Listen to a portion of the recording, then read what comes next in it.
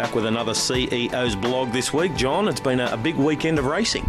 Certainly has. We had Bathurst and we had Armidale and we had everywhere else that contested races, but yes, it was a good weekend. Well, let's have a chat about Bathurst first up. They had the Gold Crown and the Gold Tiara finals and also the Chalice and the Bracelet, but some very good winners in the Gold Crown and the Gold Tiara.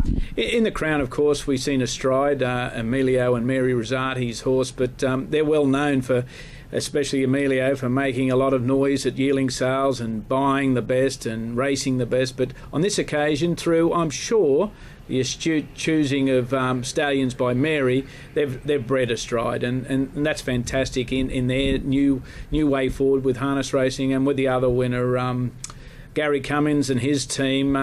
Tears everywhere. Jason Grimson, old bare hands Grimson, everyone was crying after that great win. Yeah, don't think twice. She's a very talented filly. What about Armidale Sunday? You had the trip up to Armidale as well. Yeah, Easter Sunday, and the bunnies were out, but the biggest gift bunny that I could come across was in the shape of Rod Smith. Now, what he did, I've never seen before on a racetrack, and that was that his two horses, Quinella the Golden Horseshoe, and immediately after the race, in the presentation, he handed back the prize money to the club as sponsorship for next year. So Rod Smith, Easter Sunday, it was something special. Very giving.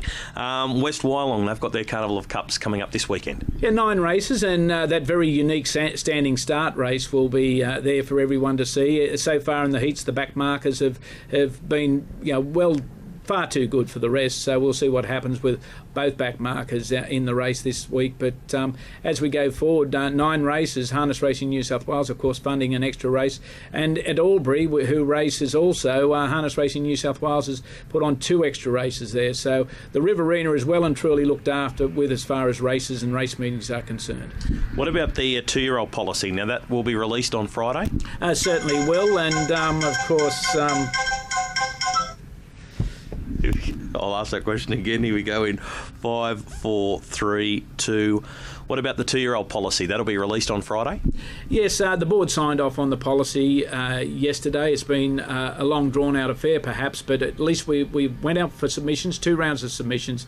We had an electronic survey. We received all the results. We've analysed them, and the board have put together a very comprehensive policy that I'm sure will be for the benefit of 2-year-old racing in the next season and the seasons that follow.